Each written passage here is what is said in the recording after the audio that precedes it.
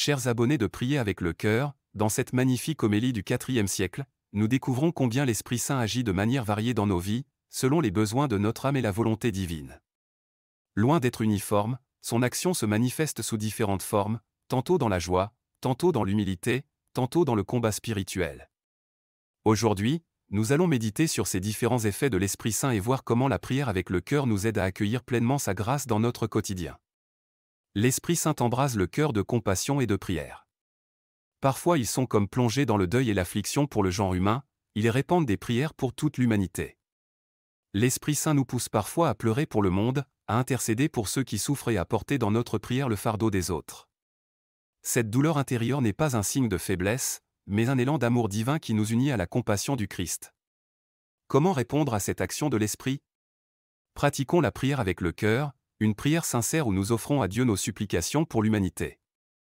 L'Esprit Saint remplit le cœur d'un amour ardent. D'autres fois, l'Esprit fait brûler en eux tant d'exaltation et d'amour que, si c'était possible, ils enfermeraient dans leur cœur tous les hommes. Lorsque l'Esprit nous visite ainsi, nous ressentons un amour immense pour tous, sans distinction. Ce feu intérieur nous pousse à aimer comme Dieu aime, à voir chaque personne comme un frère ou une sœur en Christ. Comment cultiver cet amour divin? En priant avec le cœur, en demandant au Seigneur de nous donner un cœur brûlant d'amour, capable d'embrasser l'humanité entière. L'Esprit Saint nous conduit dans l'humilité. D'autres fois, il s'abaisse plus bas que tous les autres dans l'humilité de l'Esprit, au point de s'estimer les derniers et les moindres de tous. L'Esprit nous enseigne que la vraie grandeur est dans l'humilité. Nous comprenons alors que sans Dieu nous ne sommes rien, et que notre force ne vient pas de nous, mais de lui seul. Comment grandir dans l'humilité? En pratiquant la prière du cœur avec humilité, en demandant à Dieu la grâce de nous voir tels que nous sommes, faibles et dépendants de sa miséricorde. L'Esprit Saint nous équipe pour le combat spirituel. D'autres fois, ils sont comme un vaillant héros qui revêt l'armure royale, se porte au combat, lutte courageusement contre les ennemis et remporte la victoire. Le combat spirituel est réel, et l'Esprit Saint nous équipe pour affronter les attaques du malin. Il nous donne le courage, la persévérance et la victoire sur le péché et les tentations. Comment se préparer au combat spirituel? En priant avec ferveur, en revêtant l'armure de Dieu et en nous fortifiant par les sacrements et la parole de Dieu.